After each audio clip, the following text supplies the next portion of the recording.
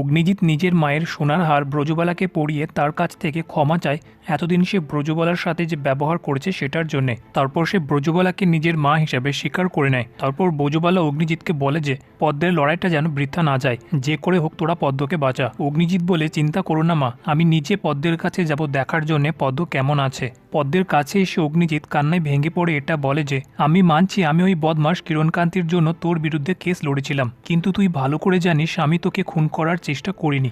এসবই ওই বদমাস মানুষটার ষড়যন্ত্র। তোকে উঠে সব সত্যিটা বলতে হবে। তোর বড়বাবুর পাশে দাঁড়ানোর জন্য তুই ফিরে আয় পদ্ম। গীতা আর আমি মিলে তোকে জাস্টিস পাওয়াবো। তুই আমার বাড়িতে আমার মেয়ে হয়ে থাকবি, আমি নিজে তোর বিয়ে দেবো। তখনই পঙ্কজ এসে অগ্নিজিৎকে পদ্মের সাথে দেখে সে রেগে যায় আর বলে যে পদ্মের এই অবস্থার জন্য আপনার উপর কেস চলছে, আপনি এখানে কি করে আসতে পারেন। অগ্নিজিৎ পঙ্কজকে বলে যে তুমি যেটা চোখ খুলেও দেখতে পাও না, গীতা সেটা চোখ বন্ধ করে দেখে নেয়। আমি নির্দোষ, সেটা খুব তাড়াতাড়ি গীতা তোমাদের সবার সামনে প্রমাণ করে দেবে। হসপিটালের মধ্যে পাবলিকের লাগানো এলিগেশনের কারণে অগ্নিজিতের শরীর একটু খারাপ হয়ে গেলে বাড়িতে ডক্টর আসে তাকে দেখতে। ডক্টর চলে যাওয়ার পর সবাই টেনশন করতে শুরু করলে ব্রজবালা বলে তোরা কেউ চিন্তা করিস না, আমার ছোট্ট নাতবউ সব ঠিক করে দেবে। পদ্মকে মারার জন্য যে রতসী নার্স পদ্মকে ইঞ্জেকশন দিয়েছিল, কিরণকান্তির গুন্ডারা সেই নার্সটাকে মেরে ফেলার জন্য তার পেছনে যায়, কিন্তু ঠিক ওই মুহূর্তে গীতা ওখানে পৌঁছে গিয়ে কিরণকান্তির গুন্ডাগুলোকে মেরে সেখান থেকে তাড়িয়ে দেয়। তারপর গীতা রতসীকে বলে যে আপনি চুপচাপ নিজের পাপটা স্বীকার করে নিন যে আপনি কার কথায় বিষাক্ত ইঞ্জেকশনটা পদ্মকে দেওয়ার চেষ্টা করেছিলেন।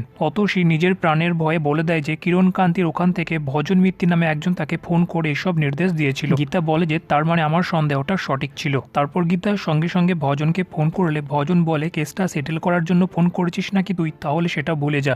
গীতা বলে চিন্তা নেই, তুমি কোর্টের মধ্যে তোমার সামনে আমাকেই দেখতে পাবে, কারণ তুমি যে 2 পয়সার গুন্ডাগুলোকে অতসীকে মারার জন্য পাঠিয়েছো তাদেরকে আমি মেরে তাড়িয়ে দিয়েছি। যেটা শুনে ভজন ভয় খেয়ে যায়।